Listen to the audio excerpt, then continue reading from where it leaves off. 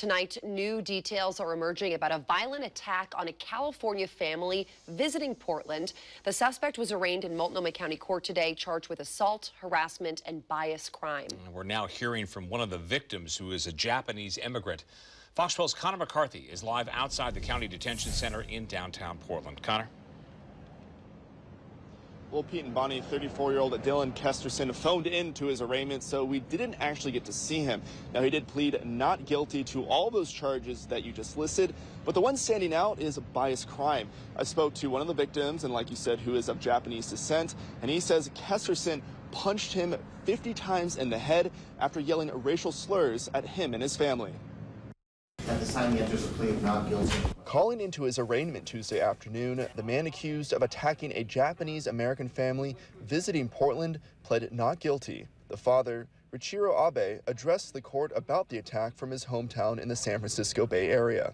And we felt we may be killed. So this is a very horrible experience for us. Abe wasn't comfortable doing an on-camera interview with us, but he described the attack in a lengthy email he sent to us. Saturday afternoon, he says he, his spouse, and his 5-year-old daughter rented a tandem bike to ride along the Portland waterfront. While riding on the East Bank Esplanade, he says Dylan Kesterson came out of nowhere, yelled racial slurs, and punched Abe more than 50 times.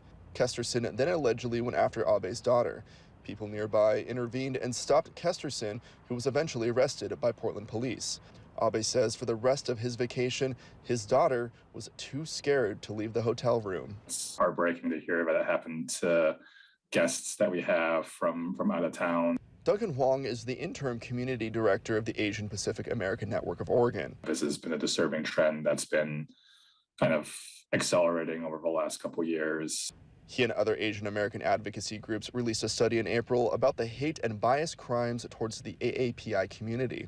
What the survey found was almost half of AAPI Oregonians experienced some sort of microaggression, bias, or hate crime. I think it was certainly surprising how intense it's been. Just those numbers were really revealing, just because, you know, we saw this uptick in the numbers, but we didn't really realize how much of an undercount there really was. Just last month, a group of AAPI business owners met with local leaders to talk about safety in their community. Many of them believe the crime they are experiencing is racially motivated. We hear about incidents almost every other week, and again, even our offices at Apano were vandalized just a couple weeks ago. Huang says he hopes more Asian Americans in Oregon will speak up about the hate they've experienced. But I think even just getting a sense of a scale of what's happening is an important first step to really kind of figuring out what we're going to do about it over kind of a long term.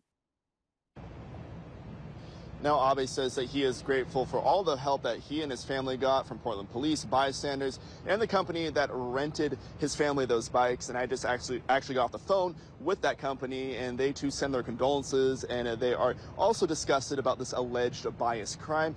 Now, Abe, who's also a researcher at Stanford University, says that he is not coming back to Portland anytime soon. And for Kesterson, he will be back in court tomorrow morning.